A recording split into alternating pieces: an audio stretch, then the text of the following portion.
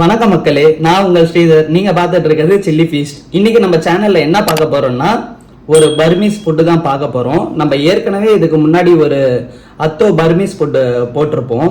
அதை நான் ஒரு தனி பிளேலிஸ்ட்டை ஆட் பண்ணியிருக்கேன், போய் செக் பண்ணி பாருங்க. இன்னைக்கு வந்து நம்ம என்ன பார்க்க போறோம்னா அத்தோ குழம்பு தான் பார்க்க போறோம், வாழைத்தண்டு சூப்பு. இப்ப வாங்க இதை எப்படி பண்றதுன்றதை நம்ம பார்க்கலாம். அத்தோ குழம்பு செய்ய தேவையான கடாய் எடுத்துக்கிட்டாச்சு. இதுல வந்து பாத்தீங்கன்னா 2 டேபிள் ஸ்பூன் ஆயில் விட்டுக்கலாம்.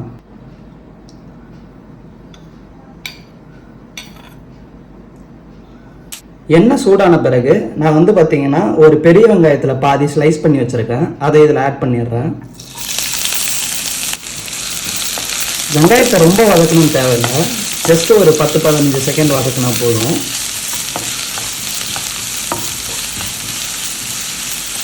வெங்காயம் இந்த அளவுக்கு வதங்கின பிறகு நான் வந்து பார்த்தீங்கன்னா 4 பல்லு பூண்டு இடித்து வச்சுருக்கேன், அதை இதில் ஆட் பண்ணிடுறேன்.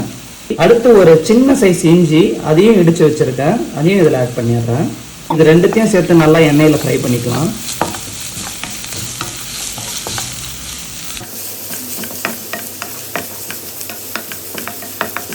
இஞ்சி பூண்டு போட்டு வதக்கின பிறகு நம்ம வாழைத்தண்டை ஆட் பண்ணிடலாம். வாழைத்தண்டு பார்த்தீங்கன்னா ஒரு 200 கிராம் இருக்கும். வாழைத்தண்டை இந்த மாதிரி நீட்டாக கட் பண்ணி வச்சுருக்கேன். ஸோ அத்தோ குழம்புக்கு இந்த மாதிரி போட்டால் தான் நல்லாயிருக்கும் எடுத்து சாப்பிட. இப்போ இதில் ஆட் பண்ணிடலாம். வாழைத்தண்டை பரட்டி விட்டுக்கலாம்.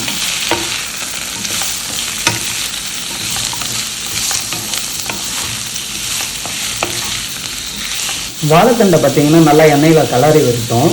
இப்போ வந்து பார்த்தீங்கன்னா இந்த சூப்பு காரத்துக்கு பார்த்தீங்கன்னா நான் வந்து 1 டேபிள் ஸ்பூன் உடச்ச காரத்தூள், அதாவது சில்லி ஃப்ளேக்ஸ் ஆட் பண்ணுறேன். அப்புறம் சால்ட்டு பார்த்தீங்கன்னா 1/2 டேபிள் ஸ்பூன் ஆட் பண்ணுறேன். இப்போ இது எல்லாத்தையும் சேர்த்து கலரி விட்டுக்கலாம் நல்லா ஆயிலில்.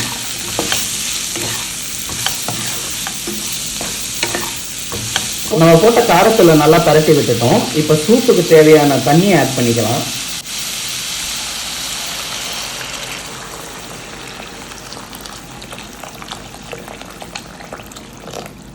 இப்போ அடுப்பை ஸ்பீடில் வச்சிடலாம். ஜஸ்ட் ஒரு மிக்ஸ் கொடுத்துப்போம் தண்ணியில். தண்ணி ஊற்றின பிறகு பார்த்தீங்கன்னா 1/4 டேபிள் ஸ்பூனுக்கும் கம்மியாக நான் வந்து மஞ்சத்தூள் இதில் ஆட் பண்ணிக்கிறேன். மஞ்சத்தூள் ஆட் பண்ணி நல்லா மிக்ஸ் பண்ணி விட்டுப்போம். இப்போ நம்ம அடுப்பில் ஸ்பீடு வச்சு இதை கொதிக்கிற வரைக்கும் வெயிட் பண்ணுவோம். நம்ம வாழைத்தண்டு பார்த்தீங்கன்னா இப்போ கொதிக்க ஆரம்பிச்சிருச்சு. இப்போ இதை மீடியம் ஃப்ளேமில் ஜஸ்ட் ஒரு 5 மினிட்ஸ் நல்லா பாயில் பண்ண விடுவோம். நம்ம வாழைத்தண்டு பார்த்தீங்கன்னா ஒரு 5 நிமிஷமாக நம்ம வேக வச்சுட்டு இருக்கோம். லைட்டாக மிக்ஸ் பண்ணி விட்டுக்கலாம்.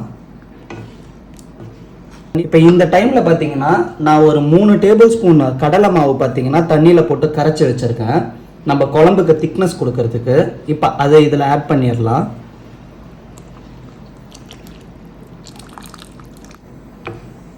நல்லா மிக்ஸ் பண்ணி விட்டுப்போம்.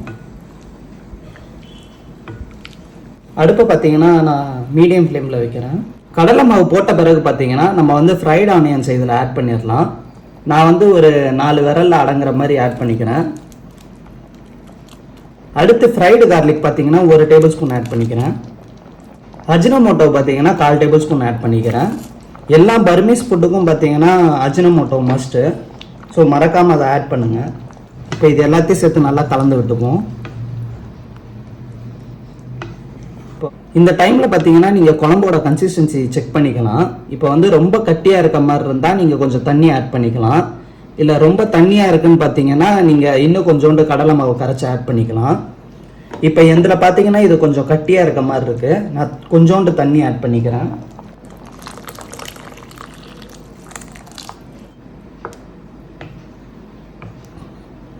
தண்ணி ஆட் பண்ணி நல்லா கலந்து விட்டுக்கிட்டேன். இப்போ இதை மூடி போட்டு இன்னொரு 5 மினிட்ஸ் நம்ம பாயில் பண்ணுவோம்.